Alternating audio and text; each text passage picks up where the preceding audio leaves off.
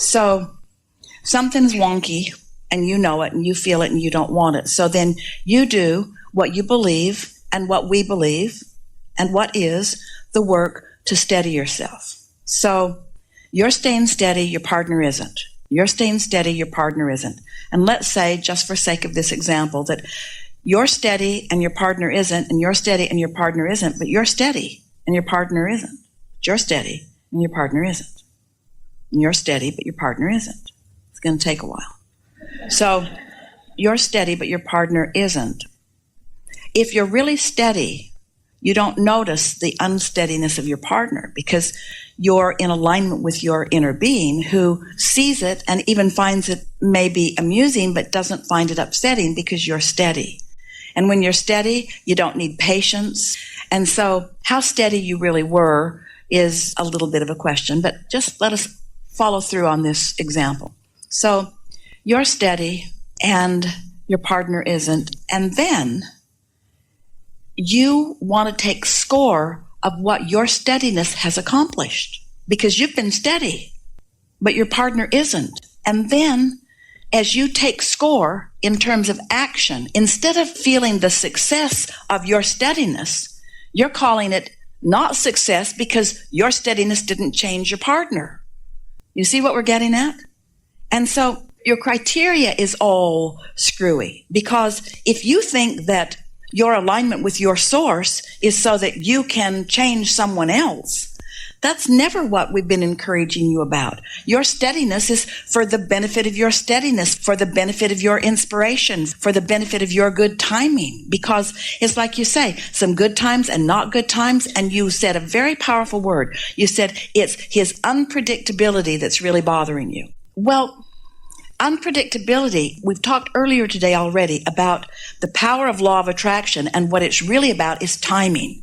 So if you really are steady, law of attraction is going to affect such wonderful timing that the majority of your rendezvous are going to be positive because that's what you're calling for. There's something that is very unsettling, and it doesn't work well for you at all. If you come to a gathering like this and you learn about the laws of the universe and you practice your vibrational alignment, you practice being in the receiving mode, you get really good at it, you're step 4 receiving mode, and then you stop and you say, but what good does my receiving mode do because this thing that I care so much about is unchanging, then you're not really step 4. You're still doing what most everybody does, which is need him to be steady so that you can be steady. So you're looking at someone who's not steady as your basis of stability. And when you look at somebody who's not steady as your basis of stability, you have a rough ride. But when you don't pin that on him, when you don't make him and how he feels be your reason for how you feel, there's such a freedom in that, freedom for him and freedom for you. When you say, my well-being is not dependent upon what you're doing or not doing, so just work it out in whatever way you do, and I love you so much, but I'm going to feel good anyway. So that's how the split happened. Because I would say, I love you, and I'm going to go in the living room, and I'm going to meditate, and I'm going to try to get myself on center, and that would make him angrier. Well, because it felt like you were choosing something over him. But here's something that you can say, and there's no permanence. It's over now. But it really isn't. Not for me. It really isn't. Here's the next thing that you could explain. And this is really worth explaining. And maybe it would have been nice if you could have explained it before the seeming permanent split, but it doesn't make any difference. Once you find alignment, law of attraction will organize the timing for you to have another opportunity to express this. So this is something you really want to explain, something that you all want those in your life who are out of sorts to understand. The reason that I want to come into alignment with who I really am is because that alignment is important not just to me, but to everyone whom I focus upon. So that's something really worth saying, whether they understand it or not, because the more you say it, the more you understand it. But we don't know of anyone who could resist the sweet words that sound like this. What looks to you like my pulling away from you is my very focused and deliberate intent to focus exactly upon you. I am not forsaking you. I'm focusing upon the full, pure, positive aspects of who you are.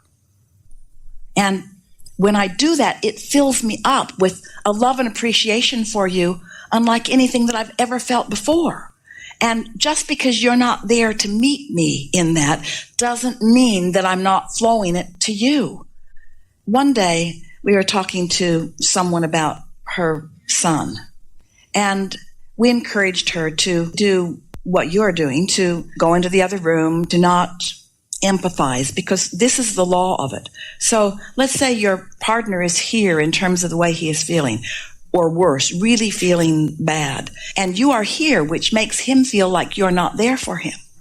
But if you stay in alignment and focus upon him, it doesn't feel like you're not there.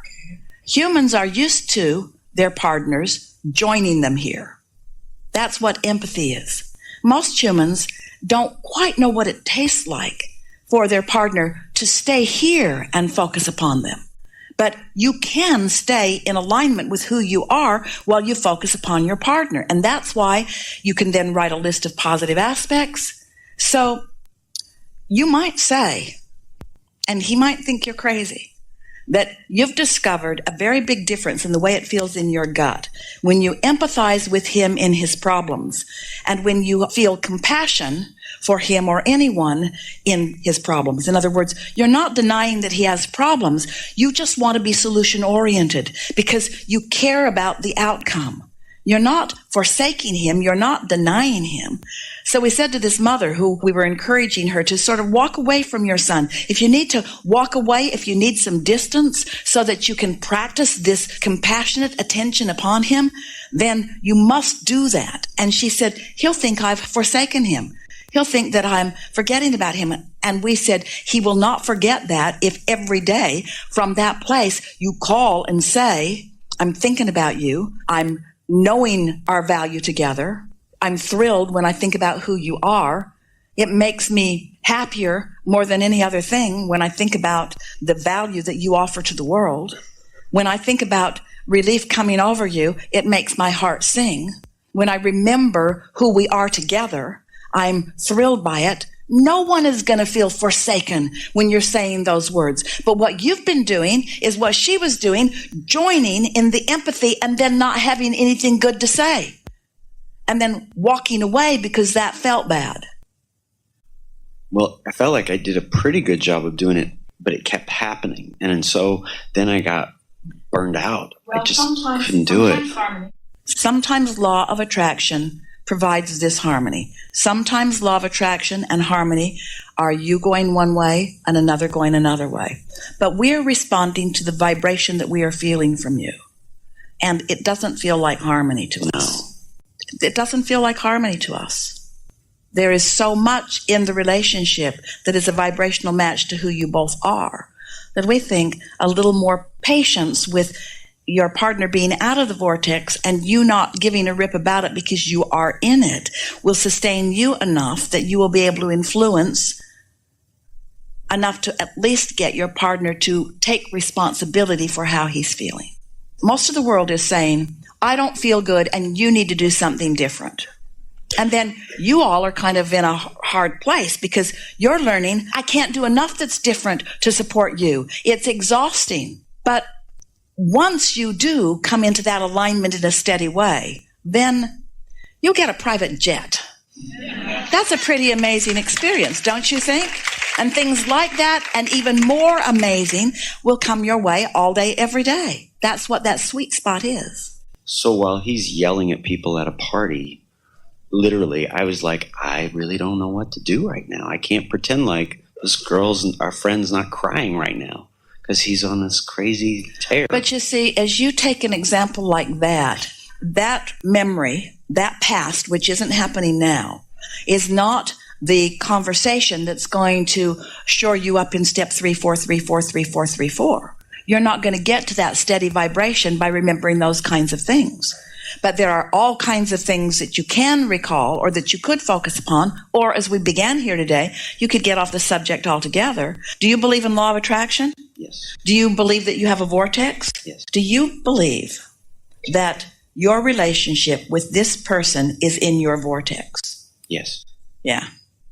Do you believe that your inner being knows that this relationship with this person is in your vortex? Yes. Do you believe that your inner being can call you toward this?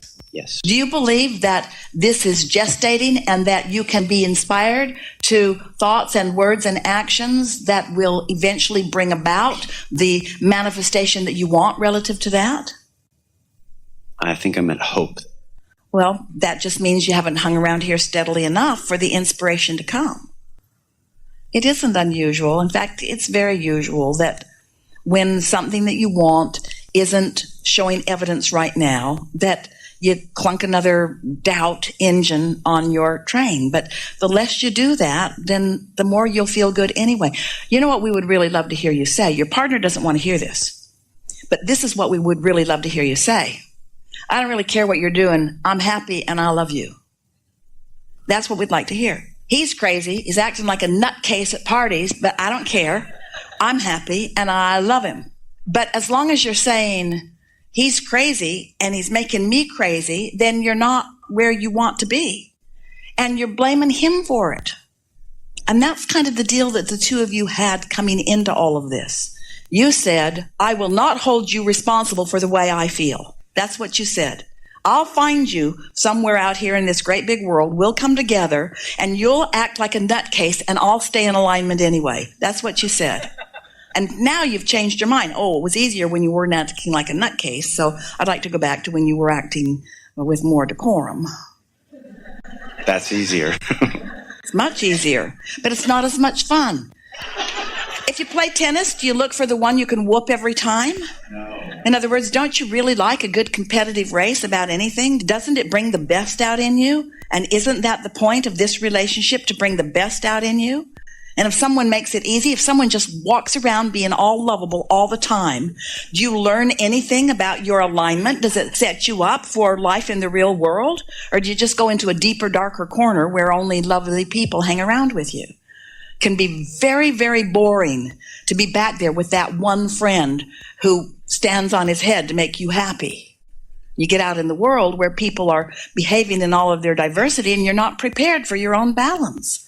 But when you find your own balance, then you're out there in the world and people can be doing all kinds of things that you consider to be crazy, and it doesn't upset your apple cart because you're in alignment with Source. You've got the leverage of all of that. Things are working out for you. Your standby plane won't let you on, and another one won't let you on, and another one won't let